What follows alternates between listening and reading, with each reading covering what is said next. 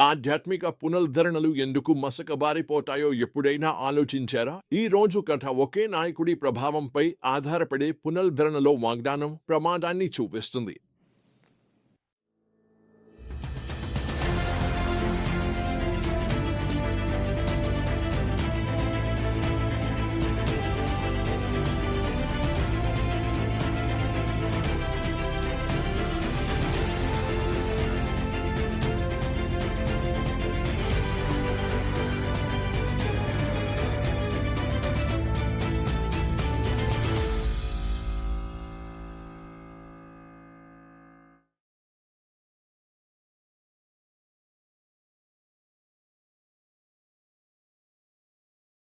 ఈ హృదయం దేవుడు తన ప్రజలను ఆయనను వదిలిపెట్టినప్పటికీ ఎప్పుడూ వదిలిపెట్టడు అనే విషయాన్ని వెల్లడిస్తుంది.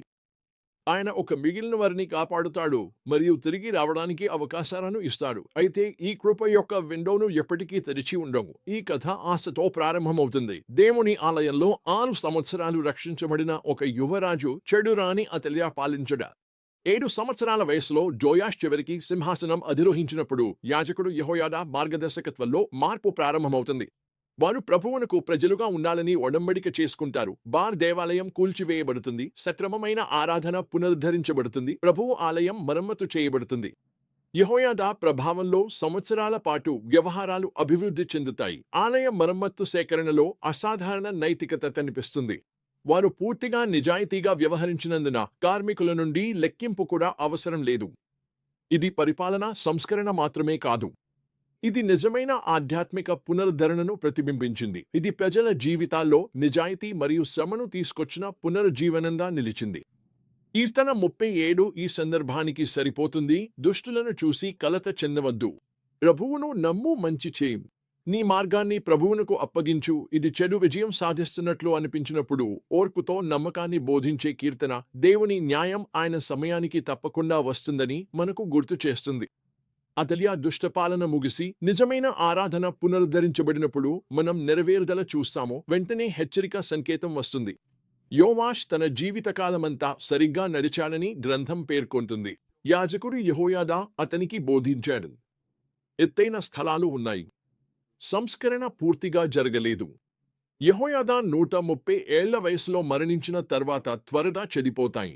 దేవుని మందిరాన్ని మరమ్మతు చేసిన రాజు ఇప్పుడు అధికారుల మాటలు విని ఆ మందిరాన్ని వదిలిపెట్టేలా మారిపోతాడు.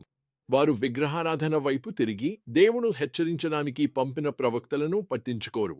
మరి ఈ సత్యాలను మనం ఈరోజు ఎలా వర్తించుకోవచ్చు? మొదటిగా, నిజమైన పునరుజ్జీవనం దేవునిలోనే నిక్షిప్తమై ఉండాలి. ఏ మానవ నాయకుడిపై ఆధారపడకూడదు అని గుర్తించండి.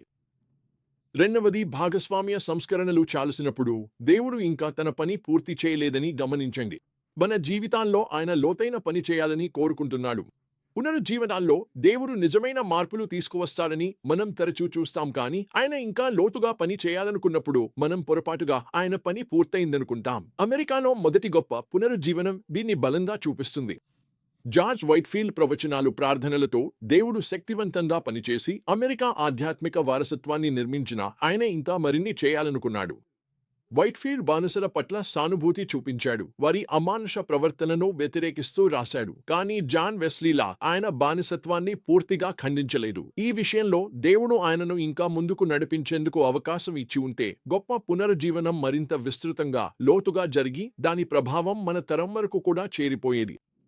ప్రతి దేవుని ఉద్యమంలో మనం పూర్తిగా అర్పించని ప్రాంతాలను ఆయన మన హృదయాల్లో వెతకమని నిరంతరం ఆయనను అడగాలి. మనం పునరుజ్జీవనాన్ని అనుభవించామా అనే ప్రశ్న మాత్రమే కాదు, దేవుడు తన ఉద్దేశాల్లో మనలను ఇంకా లోతుగా నడిపించేందుకు మనం అవకాశం ఇస్తున్నామా అనే ప్రశ్న కూడా ఉంది. మూడవది, ఆధ్యాత్మిక వారసత్వం వ్యక్తిగత విశ్వాసంగా మారాలి అనే విషయాన్ని గ్రహించాలి.